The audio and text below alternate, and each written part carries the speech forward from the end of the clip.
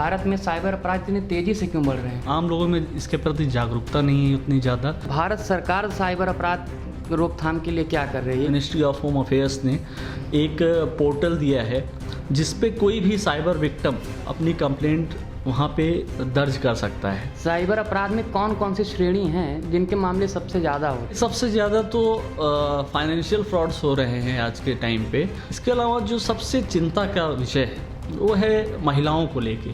Photo morphing का बहुत ज़्यादा यहाँ पे चलन है। ये बहुत यूनिक क्वेश्चन है। डेटा आज के टाइम में समझ लीजिए कि ये नए ज़माने का सोना है। NTTV भारत में आपका स्वागत है। दुनिया में डिजिटल दौर चल रहा है। दुनिया में कोरोना की एंट्री हुई तो पूरी दुनिया ने डिजिटल माध्यमों का सहारा ले लिया, लेकिन कोई चीज़ जब आती है तो उसके कई नुकसान भी होते हैं। इसी तरह आज पूरी दुनिया में अगर कोई अपराध अगर सबसे तेज़ी से बढ़ रहा है तो वह है साइबर अपराध। कोरोना के दौर में साइबर अपराध में 300% की बढ़ोतरी हुई है। साइबर अपराध क्या होता है? साइबर अपराध क्यों किया जाता है? आम जनता इसका शिकार कैसे हो जाती है? इस पर रोकथाम लगाने के लिए हमारी सरकारें क्या कर रही हैं? इन सभी चीज़ों पर बात करने के लिए हमारे साथ मौजूद हैं राष्ट्रीय साइबर सुरक्षा विशेषज्ञ नितिन पांडे जी। नितिन पांडे जी, आपका NTTV भारत में बहुत स्वागत है। धन्यवाद। नितिन जी, भारत में साइबर अपराध इतनी तेज़ी से क्यों बढ़ रहे हैं? देखिए, इसमें जो है ये बात तो सही है कि लगभग इस कोरोना पैंडमिक में भारत में 300% की वृद्धि हुई है साइबर अपराध में, जो कि एक चौंकाने वाला वाकया है। सबसे पहला रीज़न ये है कि आम लोगों में इसके प्रति जागरूकता नहीं है उतनी ज़्यादा कि उनको साइबर अपराधों से कैसे बचा जाए। और दूसरी चीज़ क्या है कि लॉ इन्फोर्समेंट अगर उसकी ग्राउंड रियलिटी देखें तो जैसे जो छोटे छोटे शहर हैं, जिसको आप बोल सकते हैं रूरल एरियाज जो हैं हमारे देश के, वहाँ पे क्या है कि अगर कोई साइबर विक्टिम यानी किसी साइबर अपराध का शिकार हुआ व्यक्ति अगर वो अपनी शिकायत करने जाता भी है तो वहाँ पे पुलिस उनके साथ कॉपरेट नहीं करती है। प्रधानमंत्री मोदी जी बात करते हैं डिजिटल युग की। वो बात करते हैं कि पूरा भारत डिजिटल होना चाहिए। तो ऐसे में भारत सरकार साइबर अपराध रोकथाम के लिए क्या कर रही है? इसके बारे में हम आपसे जानना चाहते हैं। भारत सरकार ऑलरेडी इस समय उन्होंने इनिशिएटिव्स स्टार्ट किए हैं। जैसे कि मिनिस्ट्री ऑफ होम अफेयर्स ने एक पोर्टल दिया है जिस पे कोई भी साइबर विक्टिम वो जाके उस पोर्टल पर और वो अपनी कंप्लेंट वहाँ पे दर्ज कर सकता है। यानी कि और उसका मैं सभी लोगों को ये बताना चाहूँगा कि अगर आप किसी भी साइबर क्राइम के शिकार बने हैं तो cybercrime.gov.in ये मिनिस्ट्री ऑफ होम अफेयर्स का एक पोर्टल है। यहाँ पे आप ऑनलाइन जाके कंप्लेंट कर सकते हैं और उसके बाद विदिन 24 और 48 आवर्स 24 से 48 घंटे के अंदर आपका जो नियरेस्ट पुलिस स्टेशन है वहाँ से आपको कॉल आएगा। वहाँ पे आप जाकर अपनी शिकायत दर्ज कर सकते हैं। फिर वो साइबर सेल के पास केस जाएगा और साइबर सेल इन्वेस्टिगेट करेगी। हम बात करेंगे उत्तर प्रदेश की, तो उत्तर प्रदेश में साइबर सिक्योरिटी को लेकर क्या व्यवस्थाएं की गई हैं? प्रदेश सरकार ऐसे कौन कौन से कदम उठा रही है कि जिससे आम जनता को जान माल की कोई हानि ना हो? देखिए, जहाँ तक उत्तर प्रदेश सरकार की बात है तो सरकार तो अपना अलग काम कर रही है, लेकिन उत्तर प्रदेश साइबर की अगर हम बात करें तो उत्तर प्रदेश साइबर बहुत ही अच्छा इसमें काम कर रही है। और ख़ास तौर पे जो उत्तर प्रदेश साइबर के SP हैं हमारे प्रोफेसर त्रिवेणी सिंह जी, उनके रहते हुए जो है उत्तर प्रदेश में साइबर जब से वो दोबारा से इसके पहले भी वो थे साइबर में, फिर बीच में वो आजमगढ़ में थे, जब से वापस आए हैं साइबर अपराधों में बहुत तेज़ी से इसमें घटे हैं साइबर अपराध। तो मुझे लगता है कि क्योंकि वो एक जो है बहुत वेल ट्रेंड और हाई स्किल्ड साइबर कॉप हैं, तो उत्तर प्रदेश द्वारा बहुत सारे इनिशिएटिव्स हैं और जिसमें उत्तर प्रदेश साइबर हेल्प भी कर रही है। जैसे एक है हमारा the420.in करके एक वेबसाइट है जो कि इंडिया की पहली साइबर से रिलेटेड न्यूज़ पोर्टल है। वो सिर्फ साइबर क्राइम जो हो रहे हैं देश में या साइबर से ही रिलेटेड न्यूज़ पब्लिश करती है। तो ये एक बहुत अच्छा इनिशिएटिव है जिसको कहीं ना कहीं इसमें सपोर्ट हम सब करते हैं और उत्तर प्रदेश साइबर अपनी तरफ से वो पूरा कर रही है और उत्तर प्रदेश में बहुत ही तेज़ी से काम हो रहा है इस पे। जैसे कि भारत तीसरा सबसे बड़ा देश है जहाँ पे सबसे ज़्यादा साइबर अपराध हो रहे हैं। साइबर अपराध में कौन कौन सी श्रेणी हैं जिनके मामले सबसे ज़्यादा होते हैं? देखिए, सबसे ज़्यादा तो फाइनेंशियल फ्रॉड्स हो रहे हैं आज के टाइम पे। फाइनेंशियल फ्रॉड्स यानी कि बैंकिंग रिलेटेड, जैसे कि अभी मैंने आपको बताया कि अचानक किसी के अकाउंट से पैसे गए, तो उसमें ये क्रिमिनल्स करते क्या है, ये बहुत, अगर मैं बताऊं तो ये जो साइबर क्रिमिनल्स होते हैं ना, बहुत इनोवेटिव होते हैं। इनको नए नए आइडियाज़ आते हैं खुरापात के, कि कैसे हम किसी को ठगें या उनको ठगी का शिकार बनाएं और उनको एक उनके साथ एक साइबर क्राइम करें। तो उसमें क्या है कि फाइनेंशियल फ्रॉड सबसे ज़्यादा हो रहे हैं, जिसमें पेटीएम से लेकर, जिसमें केवाईसी अपडेट के नाम पे आपको लोगों को कॉल आता है कि आपको केवाईसी अपडेट करना है, कॉल आएगा कि आपका डेबिट कार्ड या क्रेडिट कार्ड एक्सपायर करने वाला है आपको, और लोग जो नहीं जागरूक हैं वो अपनी सारी डिटेल शेयर कर देते हैं। कई बार वो कहेंगे कि आप ये ऐप अपने फ़ोन में इंस्टॉल कर लीजिए, और इन्हीं वजहों से फिर वो उसके शिकार बन जाते हैं। इसके अलावा जो सबसे चिंता का विषय है वो है महिलाओं को लेके, कि सबसे ज़्यादा अगर देखा जाए आज के टाइम में, तो लोग इंस्टाग्राम, अगर सोशल मीडिया की हम बात करें तो इंस्टाग्राम लोग सबसे ज़्यादा यूज़ कर रहे हैं। सो महिलाओं पे क्या हो रहा है कि इनके साथ हैरेसमेंट बहुत हो रहा है। लड़के जो है इतने, मतलब जो कुछ उनके कॉलेज में पढ़ने वाले हैं या जो ऐसे ही हैं, बदमाशी करते हैं, क्रिमिनल माइंडसेट के लड़के, वो क्या करेंगे, उनको गंदे मैसेजेस करना, साइबर हैरेसमेंट और फोटो मॉर्फिंग। क्योंकि होता क्या है कि ये फ़ोटो, जो क्रिमिनल्स हैं, ये फ़ोटो को मॉर्फ कर देते हैं। मॉर्फ यानी कि चेहरा, जैसे किसी का चेहरा मेरा रहेगा, बॉडी किसी और की लगा देंगे। तो कई बार क्या होता है, ये मतलब नग्न तस्वीरें लड़कियों की ऐसे लगा के फिर उनको ब्लैकमेल करना, और ऐसी तमाम उनके साथ गतिविधियों में ये करने लगते हैं। नितिन जी, आपने बताया कि फ़ोटो मॉर्फिंग का बहुत ज़्यादा यहाँ पे चलन है, कि लड़कियों के गलत फ़ोटोज़ बना के, अश्लील तस्वीरें बना के, या मान लीजिए किसी की भी निजी तस्वीर अगर वायरल कर दी जाए, वो शेयर हो जाए, कई प्लेटफॉर्म पर हो जाए, तो ऐसी कौन सी पॉलिसी है कि वो हर प्लेटफॉर्म से डिलीट की जा सके? ये बात मैं जानना चाहता हूँ, क्योंकि आए दिन ऐसे कोई ना कोई केस होते रहते हैं जिसका शिकार बहुत सारी लड़कियां होती हैं, बहुत सारे लोग। ये बहुत ही इसके लिए एक तो मैं बोलना चाहूँगा कि ये बहुत यूनिक क्वेश्चन है, और मैंने अभी तक अपने उसमें नहीं देखा है कि किसी भी न्यूज़ के रिपोर्टर ने ये क्वेश्चन किया। ये बहुत यूनिक क्वेश्चन है। इसमें मैं ये बोलना चाहता हूँ कि जैसे कि अगर ये जैसे फ़ोटो मॉर्फिंग, अभी अब मैंने आपको बताया कि मॉर्फिंग यानी फ़ोटोशॉप करके लड़कियों की फ़ोटोज़ और फिर उनको ब्लैकमेल करना या उसको इंटरनेट पर डाल देना।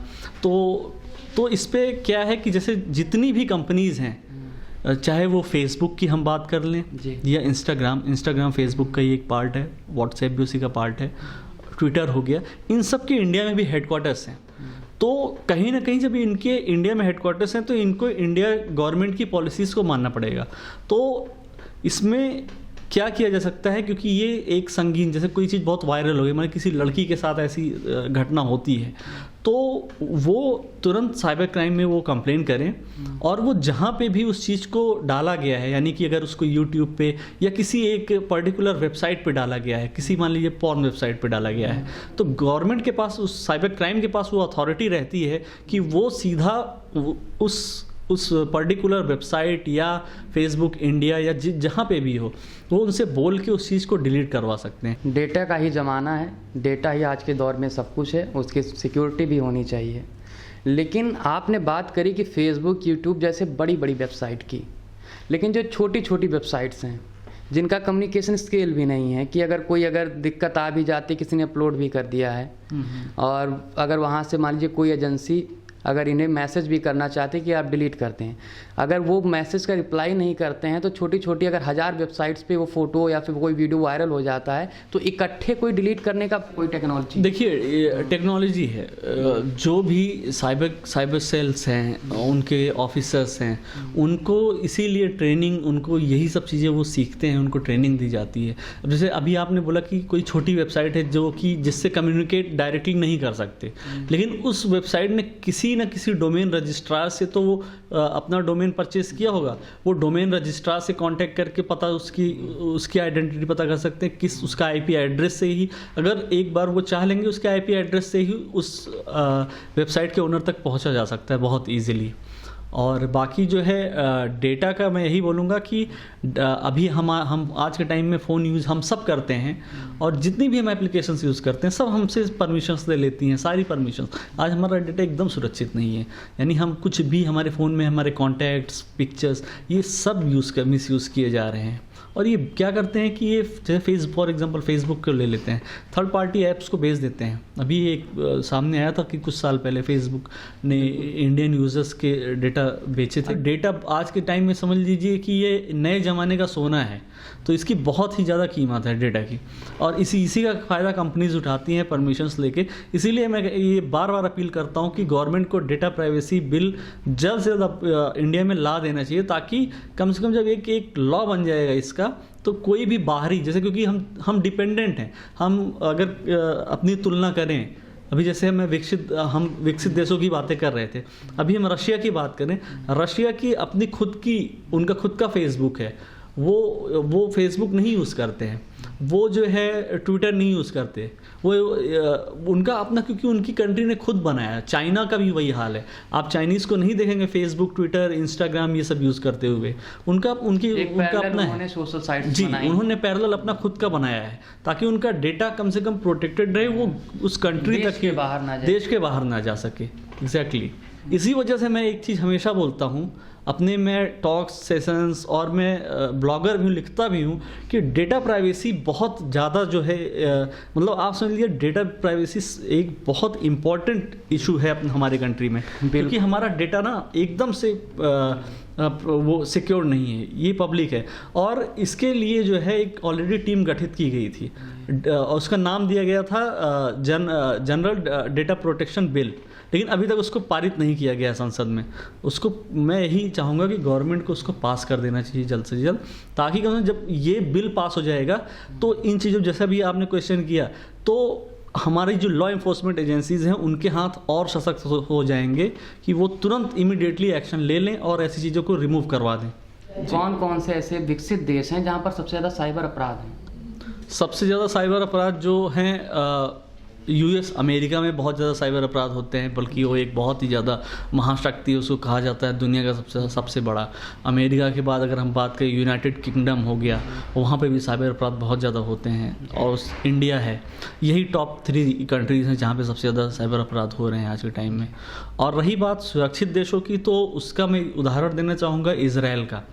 इज़राइल में क्या है कि इज़राइल दुनिया का पहला देश है जो कि आधिकारिक तौर पे साइबर सुरक्षित देश घोषित कर दिया गया है, यानी ऑफिशियली साइबर सिक्योर्ड कंट्री वो डिक्लेयर्ड हो चुकी है। उसका रीज़न क्या है कि वहाँ पे जो एजुकेशन सिस्टम है वो क्लास 6 से ही मैंडेटरी है, कंपलसरी है कि बच्चों को साइबर सिक्योरिटी पढ़ना ही पढ़ना है। उनको क्लास 6 से ही जब वो चीज़ें पढ़ाई जाएंगी, तो जब वो बड़े होकर जब वो ग्रेजुएशन करेंगे तो उनको इतनी नॉलेज रहेगी कि जब वो कोई ऐप डेवलप कर रहे हैं तो उनको पता है कैसे हमको उसको सिक्योरली डेवलप करना है। यही हमारे कंट्री में और बाकी कंट्रीज़ में जहाँ पे भी हो रहे हैं सब, यही चीज़, इसी चीज़ की कमी है, क्योंकि लोग बीटेक तो कर लेते हैं, वो एक ऐप डेवलपर बन जाएंगे या प्रोग्रामर बन जाएंगे, लेकिन उनको ये नहीं पता रहता कि सिक्योरली हमें कैसे प्रोग्राम करना है। तो ये इसी वजह से जो है लूप होल्स खोज के हैकर्स जो है वो वेबसाइट्स हैक कर लेते हैं या एप्लीकेशंस हैक कर लेते हैं और लूप होल्स निकाल लेते हैं बहुत सारे।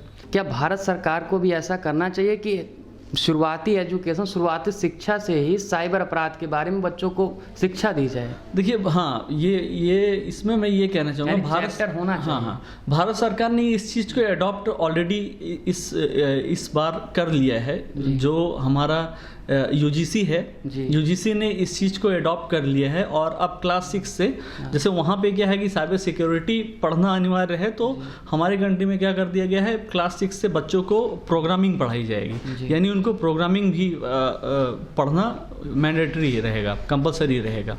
और इसी का आप देखेंगे बहुत सारी कंपनीज एडवांटेज भी आज के टाइम में, क्योंकि पैंडेमिक में क्या है, स्कूल कॉलेजेस बंद हैं, बहुत सारी कंपनीज इसका एडवांटेज भी उठा रही हैं। अभी बायजूस हैं, अभी वाइट हैट जूनियर है, ऐसी है जिसमें अभी कुछ केसेस ऐसे सामने आए, वाइट हैट जूनियर में कुछ केसेस ऐसे सामने आए कि जिसमें टीचर को नहीं पता था कि जावा और जावा स्क्रिप्ट में क्या फ़र्क है। तो उसका एडवांटेज बहुत सारी प्राइवेट कंपनीज उठा रही हैं, लेकिन गवर्नमेंट का ये इनिशिएटिव बहुत अच्छा है कि कम से कम बच्चे क्लास 6 से अगर प्रोग्रामिंग सीखेंगे तो वो आगे चल के उनके लिए बहुत अच्छा रहेगा और उनकी नॉलेज स्किल्स और डेवलप होंगी। ये तो रही सरकार की बात कि सरकार क्या करे कि साइबर अपराधों पर लगाम लगाने के लिए। लेकिन हम अब नितिन जी से जानेंगे कि आम आदमी क्या करे जो आज डिजिटल प्लेटफॉर्म का उपयोग कर रहा है, सोशल मीडिया, एक मोबाइल, एक सिंपल से मोबाइल से उसका हर काम होता है, बिजली बिल से लेकर वो खाना तक उसी से मंगाता है, उसका अकाउंट उसी से है, एक नंबर से उसका पूरा जीवन जुड़ा रहता है। ऐसे में एक आम आदमी आज के दौर में कौन सी सतर्कता बरते, कौन सी सावधानियां बरते जिसके कारण वो ऐसे अपराधों का शिकार ना हो? देखिए, इसमें मैं यही कहना चाहूँगा, लोगों को जागरूक जितना ज़्यादा से ज़्यादा हो सकें लोग अपने आप को जागरूक रखें। और बहुत सारे लोगों को जैसे मैसेजेस आते हैं कि आप इतना लाख रुपया जीत गए हैं, वो कभी कभी यकीन कर लेते हैं और वो उस पर उनको लिंक्स भेजी जाती हैं। वो लिंक्स पे क्लिक कर दे, हो सकता है वो मैलिशियस लिंक हो, यानी उसको क्लिक करते हुए उनके फ़ोन में कोई स्पाईवेयर या कोई मेलवेयर इंस्टॉल हो जाए, जिससे उनका पूरा जो भी फ़ोन में उनकी एक्टिविटीज़ हैं, यानी कि बैंक से लेकर सब कुछ, वो अटैकर या हैकर उसको जो है ले। इसके अलावा जो है लोगों को इसके अलावा ये चीज़ बहुत ध्यान में रखने की ज़रूरत है कि कोई भी व्यक्ति अगर आपको फ़ोन करके बोलता है आपको KYC अपडेट करना है, आपका credit card, debit card expire होने वाला है, आप एक्सपायरी रिन्यूअल के लिए हम कॉल किए हैं, तो ऐसे फ़ोन्स पे कभी भी अपने कोई भी क्रेडेंशियल्स यानी कि डिटेल्स कार्ड की या कोई भी OTP मांगे तो ऐसी चीज़ें कभी भी शेयर न करें, क्योंकि OTP वगैरह ये सब बहुत पर्सनल चीज़ें होती हैं और इसी का एडवांटेज लेके ये क्रिमिनल्स ये ऐसी एक्टिविटीज़ करते हैं। और जितना हो सके उतना इन चीज़ों से दूर रहें, सोशल मीडिया पे रहें तो अपना पासवर्ड स्ट्रांग रखें। बहुत लोग क्या करते हैं कि अपना मोबाइल नंबर ही पासवर्ड रख लेते हैं, और वो अपना मोबाइल नंबर, बहुत लोग ऐसे हैं कि अपना नाम ही पासवर्ड रख लेंगे। जैसे मेरा नाम नितिन पांडे है तो नितिन पांडे ही पासवर्ड रख लें, तो गेस करना बहुत आसान हो जाएगा हैकर के लिए। पासवर्ड को स्ट्रांग रखें। 2 वे ऑथेंटिकेशन एक वो होता है जब सोशल मीडिया को यूज़ करें, उसको इनेबल करके रखें। उससे क्या होगा कि कोई भी अटैकर मान लिया आपको पासवर्ड गेस भी कर लिया, आपके अकाउंट तक चला भी गया, तो वो जब तक वो उसको कोड नहीं मिलेगा आपका तब तक। मैं अंतिम सवाल आपसे ये पूछना चाहता हूँ कि साइबर अपराध होने के बाद में कोई भी पीड़ित क्या करे कि उसे जल्दी न्याय मिले या फिर कुछ जल्दी कोई कार्रवाई हो, क्योंकि आदमी आज समझ नहीं पाता कि वो जाए कहाँ पे।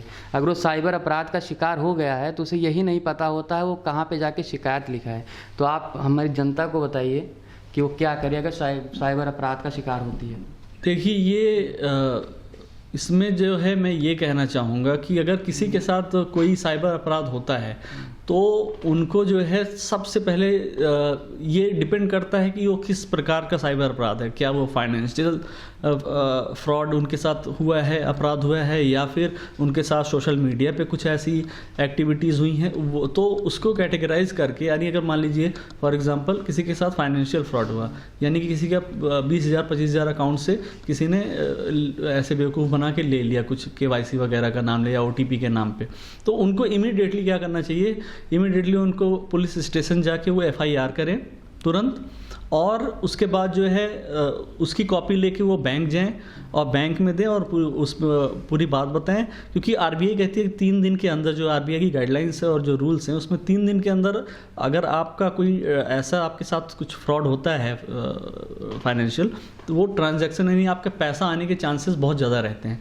तो इसमें इमीडिएटली लोगों को जाके वहाँ पे कांटेक्ट करना चाहिए। और बाकी अपराधों के लिए जैसे कि मैंने अभी आपको बताया कि मिनिस्ट्री ऑफ होम अफेयर्स का जो नेशनल साइबर क्राइम पोर्टल है cybercrime.gov.in, उस पर लोग ऑनलाइन जाके अपनी कंप्लेंट रजिस्टर कर सकते हैं और उसके बाद उनको 24 से 48 घंटे में ही पुलिस की तरफ से कॉल आ जाएगा। हाँ, ये बात है, ये एक दुखद बात है कि जो थोड़े ग्रामीण, जो थोड़े पिछड़े इलाके हैं, वहाँ पे पुलिस कोऑपरेट नहीं करती। ये चीज़ें मैंने भी देखी है, मेरे नॉलेज में बहुत सारे केसेस आए हैं जहाँ पे वो उस पर ऑलरेडी वर्क करें। उत्तर प्रदेश साइबर इस पर बहुत ज़्यादा वर्क कर रही है और भी स्टेट्स मुझे उम्मीद है कि इन चीज़ों पर वर्क करेंगे, और ताकि जो ग्रामीण इलाकों में साइबर अपराध, क्योंकि असली सबसे ज़्यादा अपराध उधर ही होते हैं और वो रजिस्टर नहीं होते, इस वजह से वो नॉलेज में नहीं आते, क्योंकि वो बहुत लोग तो रजिस्टर्ड कराते, मतलब वो जाते ही नहीं, उनको पता ही नहीं करना क्या है, और जाते भी हैं तो पुलिस कोऑपरेट नहीं करती, वो FIR ही लॉन्च नहीं करती है।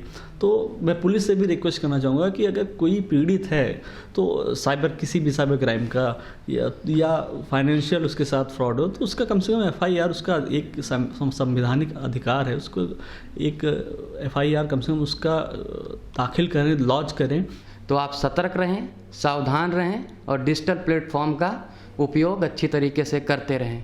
कैमरामैन पंकज गुप्ता के साथ मैं रमन मिश्रा, NTTV भारत। देश दुनिया की ताज़ा तरीन खबरों से रूबरू होने के लिए सब्सक्राइब कीजिए आपका अपना चैनल NTTV भारत।